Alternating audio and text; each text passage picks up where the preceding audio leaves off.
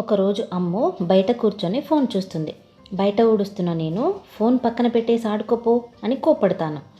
అమ్ము బయటకు వెళ్ళి ఏవేవో ఆకులు పోగు చేసి తీసుకువస్తుండగా అది చూసిన నేను ఆకులన్నీ ఊడుస్తుంటే మళ్ళీ ఇవన్నీ ఆకులు ఎందుకు తీసుకొస్తున్నావు అని కోప్పడి అవి కింద పడేస్తాను.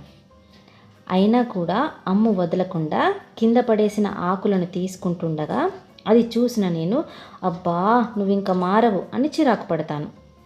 తర్వాత అమ్ము నాకు తెలియకుండా సీజర్ తీసుకొని మెల్లిగా బయటకు వెళ్ళి ఆకులను కట్ చేస్తుంటుంది.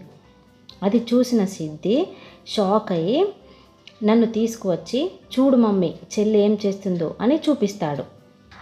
అది చూసిన నేను అవాక్ అయిపోయి ఇది నువ్వే చేసావా, ఇంత క్రియేటివ్గా ఎలా చేసావమ్ము అని అడుగుతాను.